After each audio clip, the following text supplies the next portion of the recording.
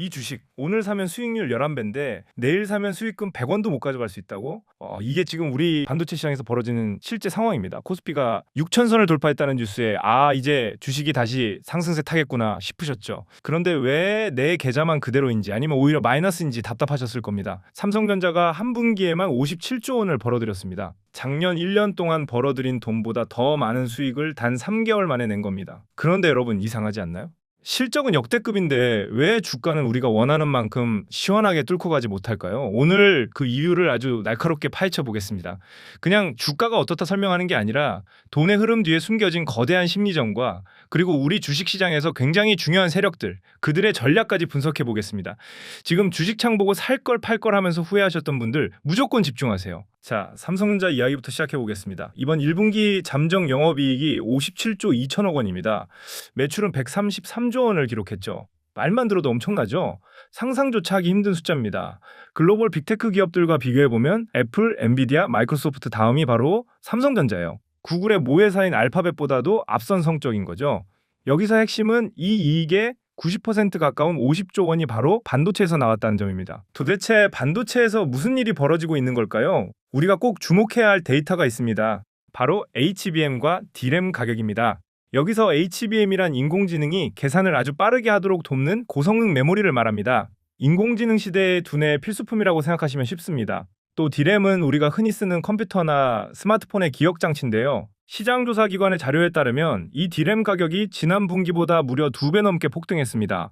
한마디로 반도체 슈퍼사이클이 시작된 겁니다. 슈퍼사이클이란 반도체가 너무 잘 팔려서 가격이 오르고 그 호황이 아주 길게 이어지는 현상을 말합니다. 10년에 한 번 올까 말까한 거대한 돈이 지금 삼성전자에 몰려오고 있는 겁니다. 그런데 여기서 질문 하나 드릴게요. 여러분은 이 불장에 올라타셨나요? 아니면 오르는 걸 구경하다가 살 걸 그랬다라며 후회하고 계신가요? 사실 우리는 투자를 할 때 항상 두려움에 빠집니다. 하이닉스가 전고점을 돌파할 때 이런 생각하셨을 거예요. 지금 들어가면 꼭대기 아닐까? 혹은 전쟁 난다는데 주식 다 팔아야 하나? 이런 고민 말입니다. 실제로 행동 경제학자 데니얼 카너먼의 연구 결과가 있습니다. 인간은 이익에서 얻는 기쁨보다 손실에서 느끼는 고통을 2.5배 더 강하게 느낍니다. 100만 원 벌었을 때의 행복보다 100만 원 잃었을 때의 슬픔이 훨씬 크다는 뜻입니다. 그래서 우리는 항상 선택을 미룹니다. 그러다 주가가 다 오르고 나면 그제야 그때 살 걸 하고 후회합니다. 이걸 투자 시장에서 흔히 껄무새라는 말로 부르죠. 이 글을 보시는 여러분 중에도 이번 반도체 상승장에서 소외되어 소갈이 하시는 분들 분명히 계실 겁니다. 근데 왜 우리는 알면서도 기회를 놓칠까요? 문제는 머리로 아는 것과 실제로 하는 것이 완전히 딴판이기 때문입니다. 뉴스만 틀면 반도체가 좋다고 난리니까 머리로는 다 알죠. 하지만 막상 내 돈을 써서 매수 버튼을 누르려니 손가락이 안 움직이는 겁니다. 여기서 중요한 사실을 하나 알려드릴게요.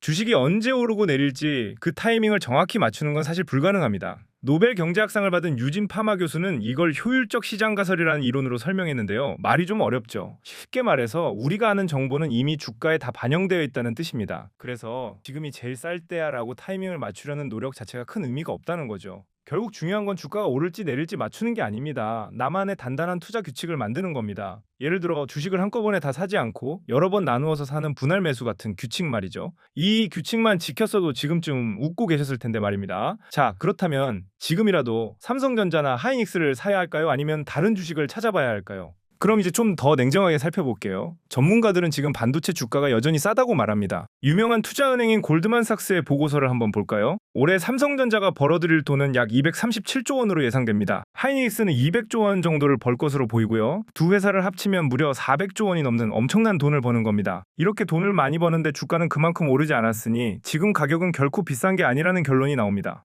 게다가 구글이나 마이크로소프트 같은 글로벌 대기업들이 어디에 돈을 쓰는지 보세요. 2026년 한 해 동안 공장을 짓고 기계를 사들이는 데 쓰는 돈이 약 973조 원에 달할 것으로 보입니다. 거의 1000조 원이나 되는 어마어마한 돈을 인공지능 센터를 만드는 데 쏟아붓는 겁니다. 인공지능 센터에는 엄청난 양의 반도체가 들어가거든요.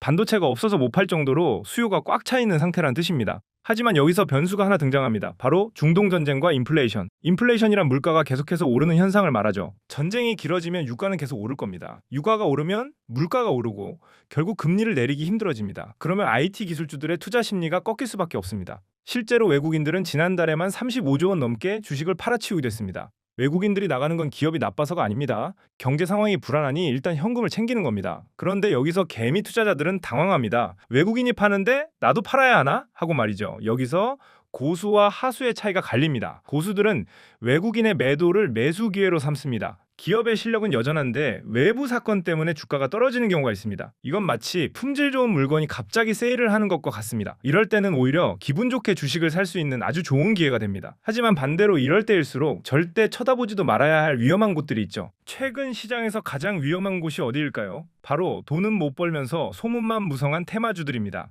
양자 컴퓨팅, 광통신, 수소차 같은 종목들인데요. 들어보면 이야기는 참 그럴듯합니다. 빛으로 통신을 해서 속도가 수만 배 빨라진다거나 양자 컴퓨터가 나오면 세상이 뒤집힌다는 식이죠. 하지만 실제 내용을 확인해 보면 깜짝 놀라실 겁니다. 4월과 5월은 코스닥에 상장된 중소기업들이 지난 1년 동안 장사를 얼마나 잘했는지 성적표를 내놓는 시기인데요.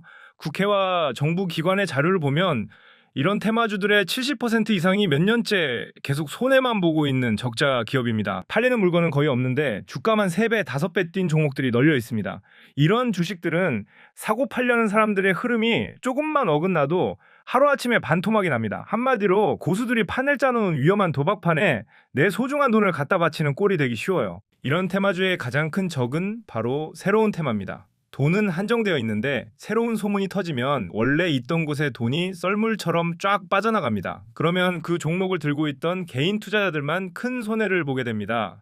실제로 최근 광통신 관련 주식들을 보면 가장 비쌀 때보다 가격이 절반 이상 폭락한 종목들이 쏟아지고 있습니다. 돈은 못 벌면서 꿈만 먹고 자란 주가였기 때문입니다. 지금은 이런 위험한 도박을 할 때가 아닙니다. 대신 우리는 피지컬 AI라는 새로운 흐름에 주목해야 하는데요. 대체 무슨 말인지 핵심만 알려드릴게요. 반도체가 뇌라면 그 뇌를 움직일 몸통이 필요하죠. 그게 바로 로봇과 스스로 움직이는 자율주행 자동차입니다. 이걸 합쳐서 피지컬 AI라고 부릅니다. 현대오토에버나 로보티즈 같은 종목들이 여기에 해당합니다. 현대차그룹 같은 대기업들이 목숨 걸고 투자하는 분야죠.